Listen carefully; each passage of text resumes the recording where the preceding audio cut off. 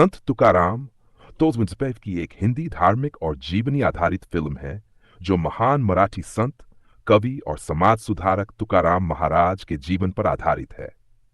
ये फिल्म केवल एक साधु की कथा नहीं, बल्कि एक युग की कहानी है। एक ऐसी आत्मा की यात्रा जो भक्ति मार्ग से समाज को बदलने का प्रयत्न करती है। फिल्म की शुरुआत तुकाराम के बचपन से होती है, जहां उन्हें एक सामान्य किसान परिवार में जन्म लेते हुए दिखाया गया है।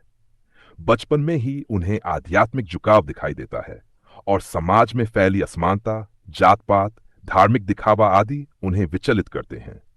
वयस्क होते होते वे सांसारिक जिम्मेदारियों को निभाते हुए भी एक ईश्वर भक्त कवि और समाज सुधारक बन जाते हैं। उनके भजन और अभंग जन जन की जुबान पर चढ़ जाते हैं। फिल्म में तुकाराम के वैवाहिक जीवन को भी दिखाया गया है, जिसमें उनकी पत्नी अवलाबाई एक सशक्त स्त्री पात्र के रूप में सामने आती हैं। वह कभी कभी उनके साधु जीवन से असहमत होती है, पर अंत में उनकी आस्था को स्वीकार करती है। तुकाराम की पहली पत्नी और बच्चों की मृत्यु से उनके जीवन में गहरा मोड़ आता है और वे पूरी तरह से भक्ति और सेवा में लीन हो जाते हैं। तुकाराम का संघर्ष केवल बाहरी नहीं, आंतरिक भी है। उन्हें ब्राह्मण वर्ग से विरोध सहना पड़ता है, जो ये मानते हैं कि एक शूद्र को वेद पठन या कीर्तन का अधिकार नहीं है। परंतु तुकाराम अपने भजनों और जीवन शैली से ये सिद्ध करते हैं कि ईश्वर हर जात, वर्ग और व्यक्ति में समान रूप से विद्यमान है। फिल्म में उनके प्रमुख विरोधियों के साथ हुए संवाद बहुत प्रभावशाली है, जो धर्म और सामाजिक व्यवस्था पर गहरा प्रश्न उठाते हैं।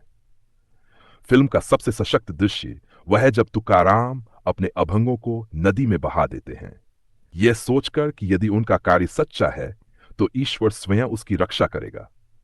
और जब वह बहाए गए अभंग वापस मिलते हैं तो यह एक चमत्कारी मोड़ बन जाता है, जो समाज को उनकी महत्ता का प्रमाण देता है। फिल्म का अंत तुकाराम महाराज के वैकुंठ गमन आरोहण से होता है, जहां वह अपने शरीर सहित ईश्वर में लीन हो जाते हैं। यह दृश्य अत्यंत भावुक और आध्यात्मिक रूप से ऊंचा है, जो दर्शकों के मन में स्थायी छाप छोड़ता है।